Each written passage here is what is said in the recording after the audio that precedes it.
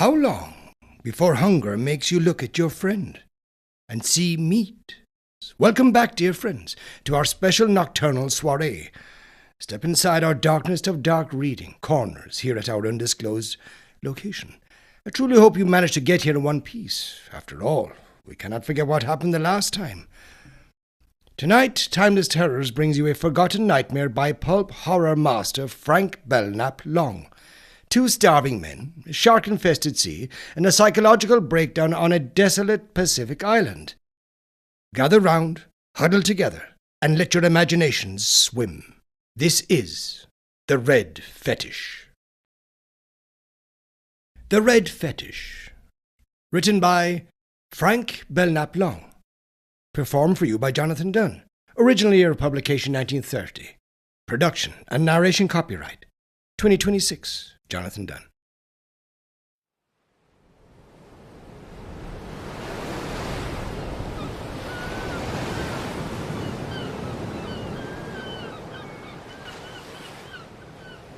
Bill Cullen shaded his eyes with his hand and stared at the empty skyline. His arms, as he stood in the glittering light, showed scraggy and emaciated, and his features were pinched and black. There had been strong winds blowing and enormous seas thundering on the beach, and the ferocity of the elements had accentuated his helplessness. He turned to his companion with a gesture of despair. "Look here," he said. "You know as well as I do that it is physically impossible for us to hang on without water. What do you say to a swim?" Bill's companion groaned and shook his head. He was a frightened, nervous little man with pointed fox-like ears, and people who knew him were prone to brand him a coward. His name, Wellington Van Wyck, did not raise him in the estimation of his friends. Bill studied regretfully the thing that Van Wyck had become. It was not the lack of water that gave him discomfort. His sorrow lay in the fact that Van Wyck did not possess a capacity for blind enthusiasm. "It's only 6 miles, he urged. "There are cannibals on that island," replied Van Wyck. "It's down on the chart." Van Wyck was a little wild, and he imagined that cannibals tore themselves to pieces over their ceremonies. Bill knew that cannibals were decent and clean and orderly, but there was no explaining that to Van Wyck. He dealt with him in another fashion. "You're as weak and flabby and spineless as a jellyfish with rheumatism," said Bill. "You're so unsavory that the cannibals wouldn't eat you. Why don't you kill yourself now and be done with it? It would be a good way to economize on food." Van Wyck scowled and sat down upon the beach. His eyes narrowed. "We are safer here," he said. His lips were swollen and cracked, and he spoke in a thin, small voice. He assured Bill that he could survive without luxuries. He said that 2 men could go 3 days on 1 pint of water, and that in 3 or 4 days anything might happen. Nothing did happen. The 3 days went by like great white birds at sea, and the merciless glare and the sun made life a perfect misery. Bill looked grim.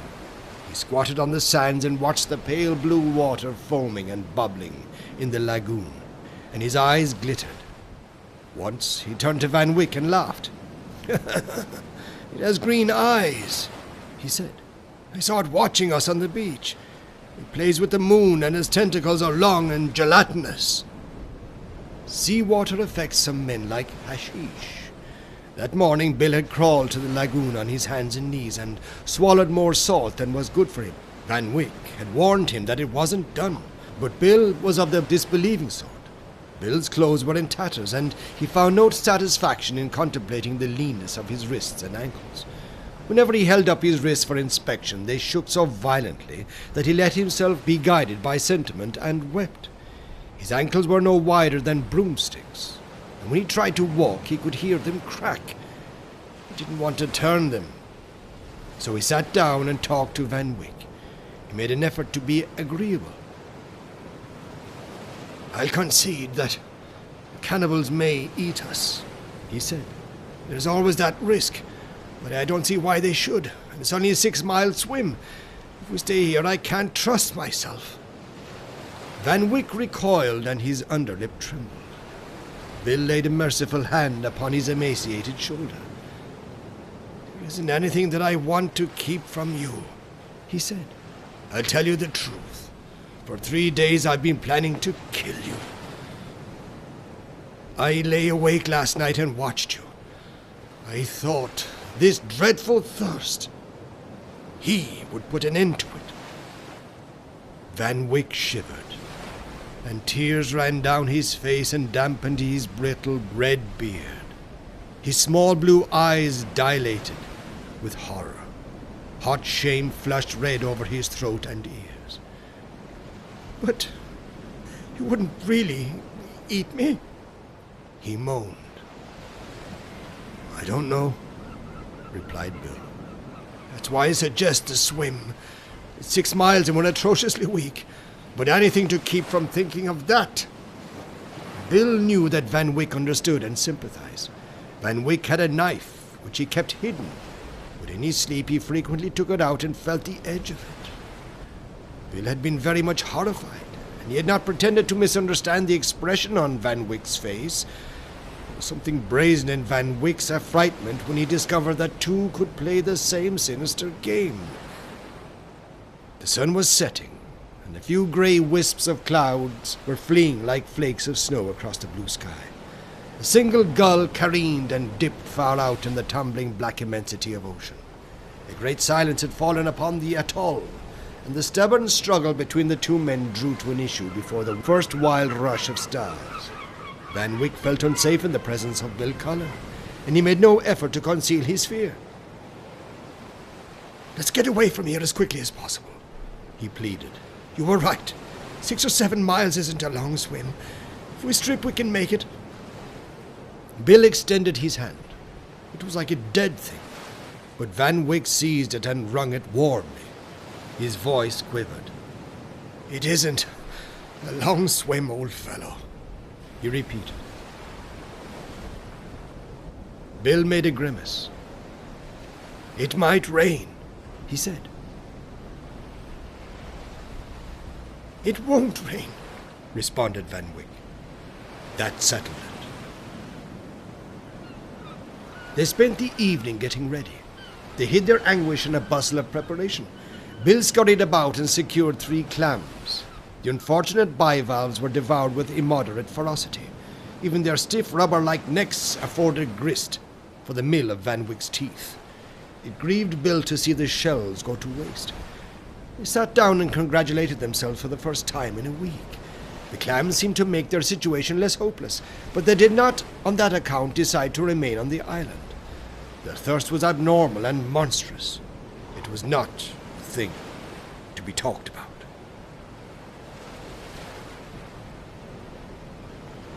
They managed to get some sleep, but they awoke with their throats on fire. The game that they had played was over, but they avoided the thought of their new plan as much as possible, since they did not want the possibility of fatal consequences to look them in the face. A chill in the atmosphere generally preceded the customary heat of the day, and the coldness now seemed unusually severe. They got together a few sticks and built a fire. The sun had not yet risen, but the island was immersed in the ghostly grey light of early dawning. They saw everything vividly. The boulders on the beach seemed alive. A light wind furrowed the steel-grey sea with tiny ripples. "We mustn't waste time," said Van Wyck. It was obvious that his dread of Bill had grown in the night. Bill's threat had taken complete possession of his shriveled, selfish little brain. His teeth chattered over the fire, and he planned 1,000 assaults on the man beside him. His fingers clutched frantically at the knife which he kept hidden, but he lacked the stomach for malicious manslaughter. He feared that his cowardice might betray him into a false or dangerous move, and he endeavored to conquer his hysteria with loud boasts. "It was all poppycock, our worrying about the cannibals," he announced. "The thing for us to do is to put on a bold front. They'll make gods of us." In the present condition of his mind, these words produced a curious effect on Bill. He waved his arms wildly and swore at the sky.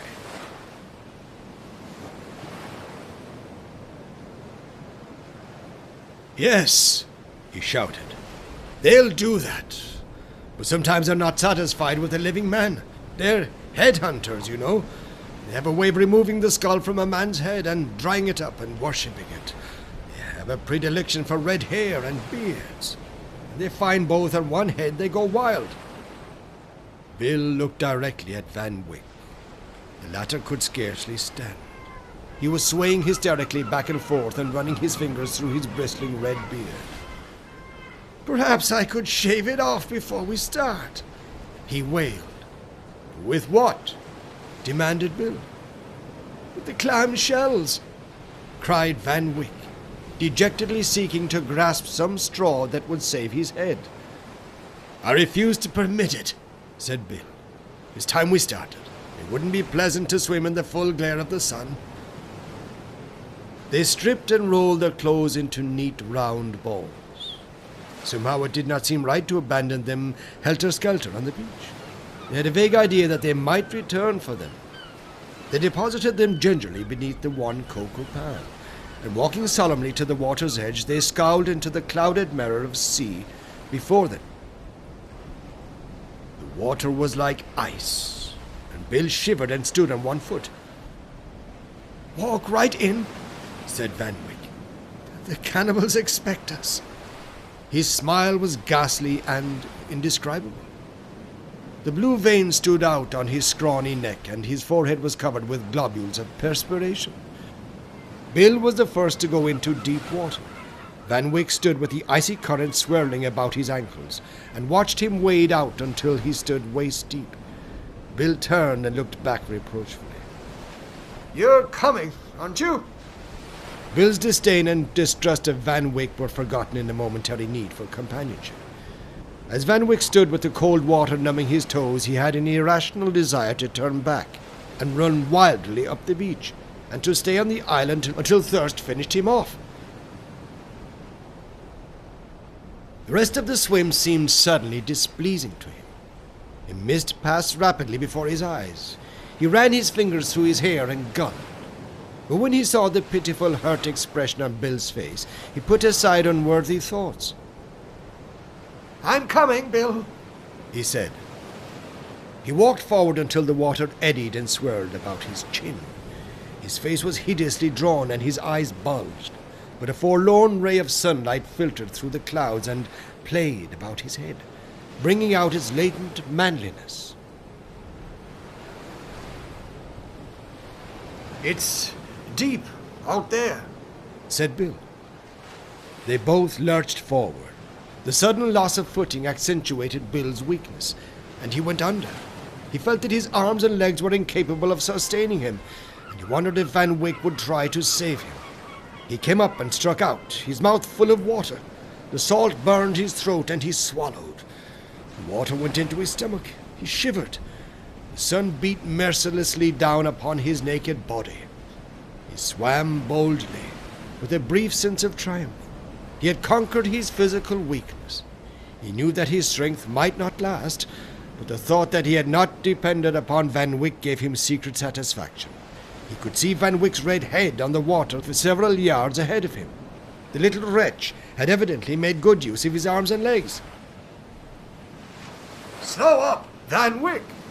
he shouted. "I don't dare to," Van Wyck called back. "If I stop, I might sink. Think how deep it is." Bill resented Van Wyck's reminder. "If you don't ease up," he shouted, "you'll surely go down. This isn't an athletic contest." "It is!" cried Van Wyck. "It's the greatest ever. Even if there are headhunters at the goal, I advise you to talk to me. It keeps me from thinking. If I think, I shall go down." But Bill did not feel like talking. The water was cold, and he had no stomach for repartee. He felt the chill of the depths beneath in his nude limbs. He swallowed great quantities of seawater. He knew that he might suffer eventually, but he did not care. He wanted to reach the island. He had never shared Van Wyck's dread of cannibals, and the thought of the island with its crystal-clear springs and refreshing fruits was a precious balm to him. He wondered if Van Wyck would survive him.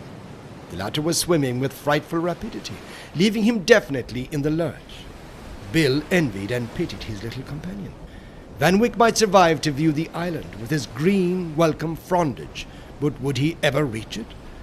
Bill had an uncomfortable suspicion that he might sink. His initial courage threatened to give out. A mounting hysteria surged through his brain. He closed his eyes and tried not to think. There was nothing before him but a limitless stretch of malachite sea. He was fascinated and horrified by his isolation. A cold, brilliant sun blinded his eyes and dried up the sap of life in him. The water seemed to thicken, and he had great difficulty in moving his arms and legs. Bill never knew how he reached the island.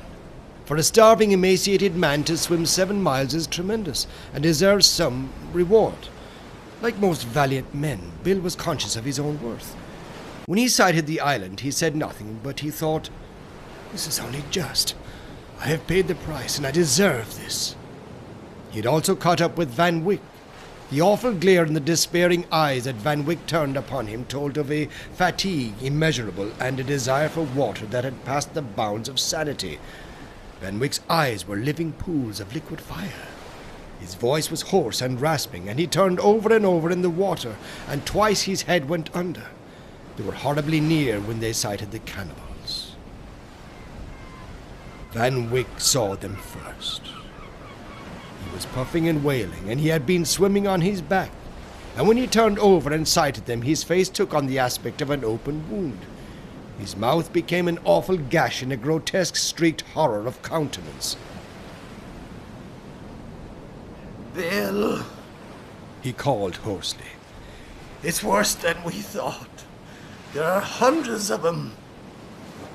Fixing his frightened and horrified eyes on the shore, Bill trod water and became suddenly very angry. The scene before him burned itself on his brain and robbed him of his victory. He felt that the fates had taken an indecent advantage of him. His anger mounted and flushed his neck and throat. "Damn their hides!" he muttered. A clamor and a stench arose from the rocks. The cannibals seemed to be recovering from a drinking bout. They writhed in the sun like wounded snakes. Bill counted 60 or 70. Their bodies were hideously tattooed, and there were monstrous shell rings through their ears and noses. The women joined with the men in dancing and spitting venom. The hubbub was deafening. Ages of savagery and blood had shaped them into capering devils. They were all the more terrible because they had seen other white men. Bill did not expect much from them. He confessed a frank horror at the situation. "If we only had something to give him." Van Wyck had somehow expected Bill to rally and come to his support. He needed a moral prop, and he noted with horror that Bill had lost his solid, comforting manner. Van Wyck's lips were so dry that he could scarcely get his tongue to shape words of rebuff. "I don't like it," he finally blurted out. "They certainly mean business. You might swim in and test them." "Don't be an ass!" roared Bill. "All right then, but if one of us doesn't swim in, both of us are goners. Since I've never talked with savages, I'm hardly the man. You have a way with you. You could pacify a Java ape man. Get him laughing. Tell him a funny story." Bill protested venomously. "Those cannibals aren't children," he groaned. "You can't spoof them. This is serious business, Van Wyck." Van Wyck refused to be convinced, and he would have gone on urging Bill to commit suicide to save his own precious skin if something had not made all conversation ridiculous. They both saw it at the same time. They looked at each other and said nothing. Then Van Wyck began frantically swimming toward the rocks. The fin divided the water into 2 glassy walls. As it passed along, it turned the dark surface to shining quicksilver. Bill had barely grasped the meaning of it when something touched his ankle, and he knew that the water was infested. He gave a sudden defiant shriek, but the sharks did not molest him. They made straight for Van Wyck. They approached in vicious circles, and Bill saw the whites of their stomachs through the dark green water. The mouth of the largest opened and closed, and in there followed a clashing of teeth that sounded like the clanging, too, of iron-clad portcullises. Once the horrible grey back of the fish showed above the surface and glittered lethally in the sun, and Bill knew that Van Wyck was done for. Van Wyck was almost near enough to the rocks to climb them, and he might reasonably have pushed his shark off with his foot, but Bill knew that he wouldn't. Bill knew that Van Wyck was as good as eaten, and he thought, that shark will hardly be content with Van Wyck alone. A dozen fins intersected on the surface, and occasionally one of the ravenous monsters would jump clear of the water in its eagerness to taste satisfying human flesh. The sight got in under Bill's skin and hurt. He closed his eyes and endeavored to think of the grinning, leering savages on the rocks. The sharks made frantic dashes at Van Wyck and came away with something in their mouths. They would rush forward, the great jaws would snap, and there would be less and less of Van Wyck. Bill was unable to keep his eyes shut. He tried to cover them with his hands, but then he would go under and get an extra mouthful of salt water. He came up gasping and saw that the sea was streaked with crimson. As the sharks darted away from Van Wyck, they left dark red trails behind them. Bill heard Van Wyck's screams distinctly, although the latter had reached a point where screams seemed futile. They became less and less coherent. Perhaps Van Wyck realized the absurdity of protest. Perhaps he realized that all things eventually work together for the best. Certainly the cannibals would have treated him worse. It is not pleasant to be boiled in oil or hacked to pieces with little knives. Bill saw the last of Van Wyck disappear in the maw of an enormous shark. The water turned a deeper red, and for a moment the sky and sea and even the naked gesticulating savages seemed bathed in a crimson aura. It may have been an optical illusion, since Bill's eyes had ceased to function with clarity. Bill knew that the sharks would look about a bit after finishing Van Wyck, and the thought gave him no satisfaction. "You're next on the list," he told himself. But somehow the sharks seemed satisfied with poor Van Wyck. Perhaps they found Van Wyck so unsavory that they did not care to risk tackling another of the same breed. They circled about for a few minutes after the last of Van Wyck had disappeared, and then they passed solemnly eastward, their fins glistening in the brilliant sunlight. Meanwhile, Bill trod water and shuddered when he thought of Van Wyck. But he didn't let himself think of Van Wyck much after that. Van Wyck, he argued, was no longer in need of sympathy. It's the living who have to suffer, he thought. It was patent that he could enjoy no security in waters infested with man-eating sharks. He shouted with delight when he discovered that the cannibals had disappeared from the rocks.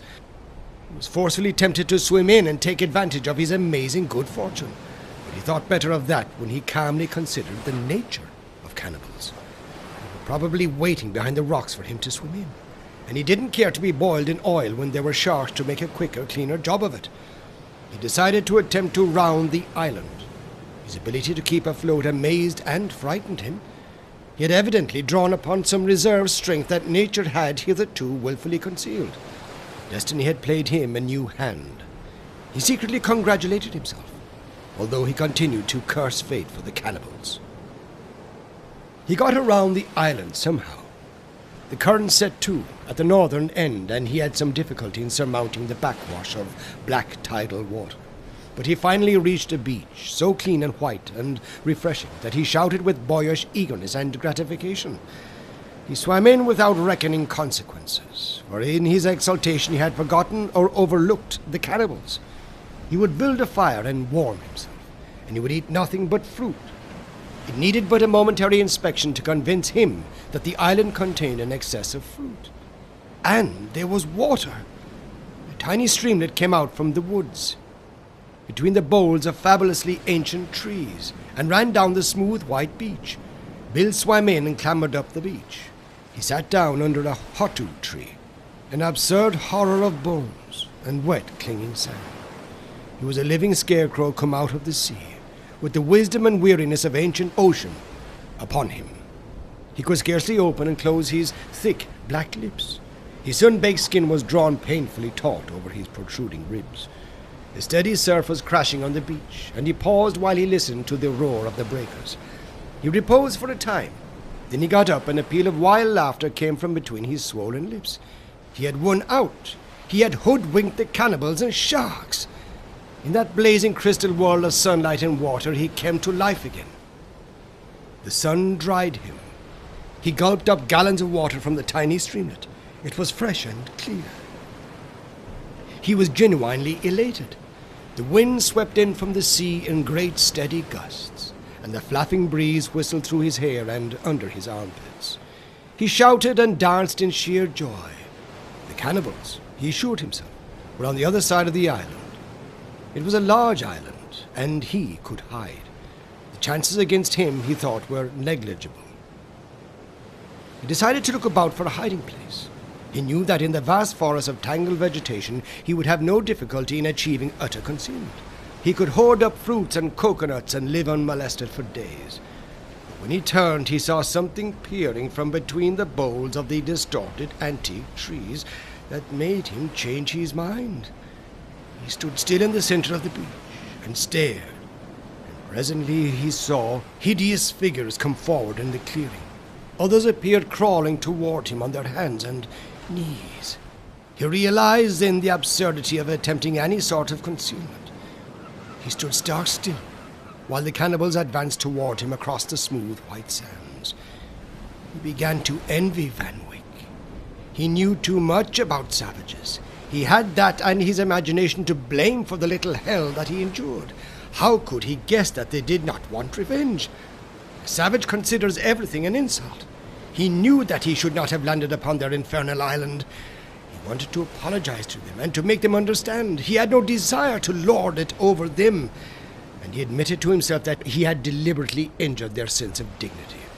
At first he thought that they intended to make short work of him. They looked sinister. There were 36 of them in the guard of honor that advanced toward him across the beach, and he did not like their faces. Their faces were black and swollen and ugly and incredibly tattooed, and their cheeks were smeared with green and blue paint. One of them paraded a discarded Panama hat. Bill could not imagine where he had obtained the hat. The wretch had probably repaid the owner by boiling him in oil.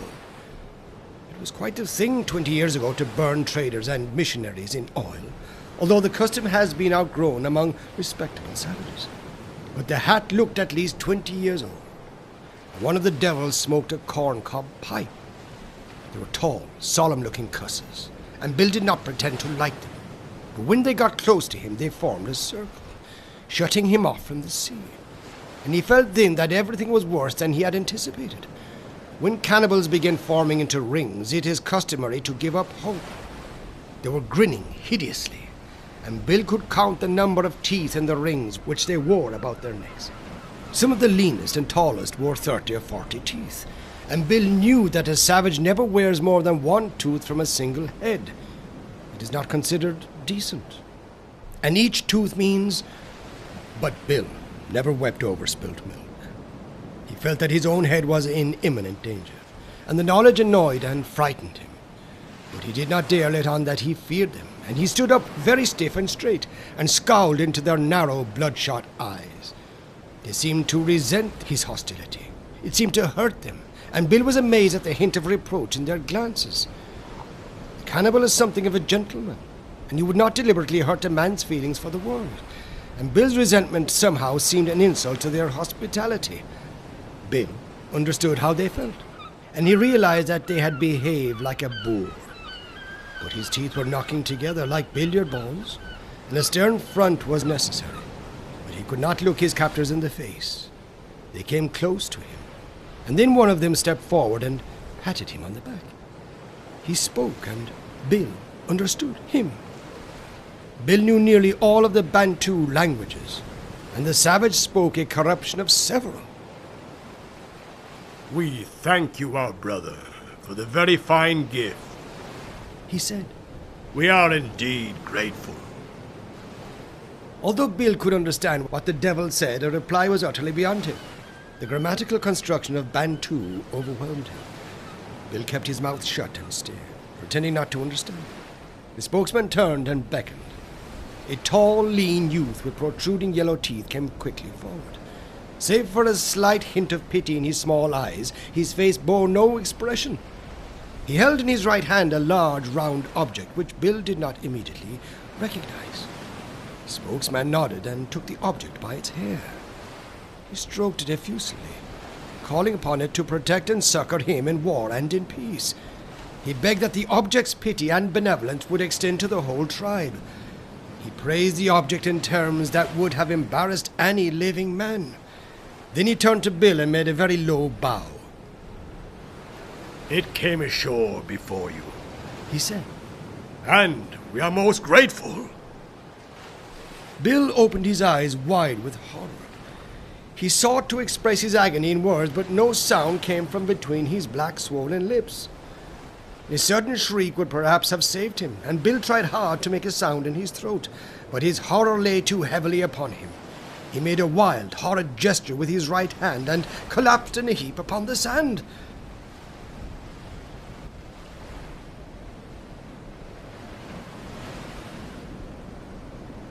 Three months later, Bill was taken off by a trading sloop. He blabbered idiotically about the right of a head to decent burial and made uncomplimentary allusions to the wearing of teeth.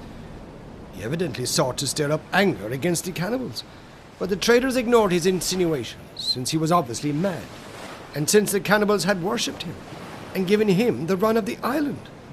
The memory of Van Wyck's encrimsoned head had addled his wits.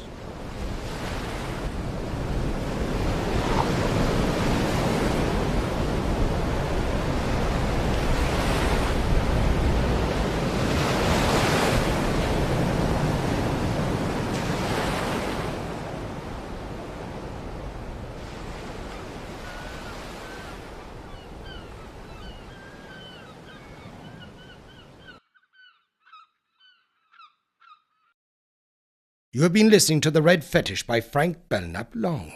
Thank you for joining us tonight in our dark reading corner. Please be very careful on your way home. Do not stop to speak to strangers in the dark. Or perhaps you should. You just might find a friend for life. Thank you again for spending your evening with us, and we hope you will return to our nocturnal soiree for another macabre dose of classic horror fiction. But before you go, remember this. Desperate times breed desperate men, and dead men tell no tales. Good night. This has been The Red Fetish, written by Frank Belknap Long, performed for you by Jonathan Dunne, original year of publication 1930. Production and narration copyright 2026, Jonathan Dunne.